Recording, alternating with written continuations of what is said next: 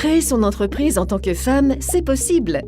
En France, seuls 30% des entreprises sont créées par des femmes et parmi elles, on observe que ces entreprises sont plus petites, le plus souvent tournées vers le secteur des services avec moins d'ambition de croissance.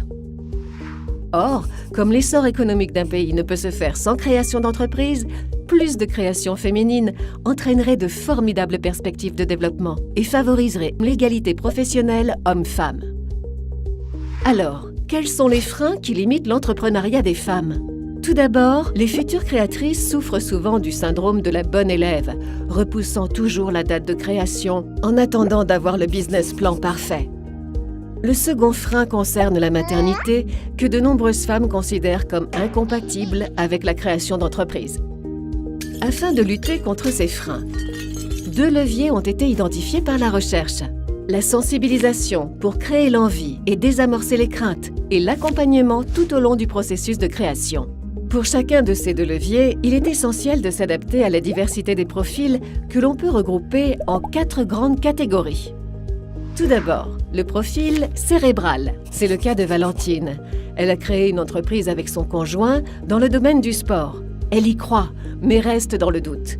Comme elle a besoin d'être rassurée, des temps collectifs et présentiels, mixtes ou entre femmes, ainsi que du coaching et du mentorat seront particulièrement efficaces.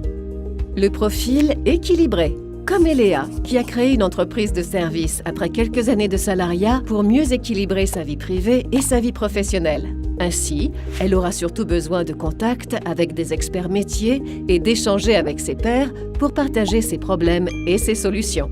Le profil viscéral, ce sont des femmes comme Nora, autodidacte et serial entrepreneur. Pour elle, le plus pertinent sera des formations courtes et directement actionnables, ainsi que des moments d'échange avec des mentors expérimentés. Enfin, le profil déclenché, comme Cyrielle, qui s'est redirigée vers l'entrepreneuriat comme reconversion après un licenciement difficile. Elle aura besoin d'être formée à la gestion, qui lui est étrangère, ainsi que du coaching pour lui permettre de retrouver confiance en ses capacités. Grâce à la mise en place de l'ensemble de ces leviers, on observe depuis quelques années des signaux encourageants.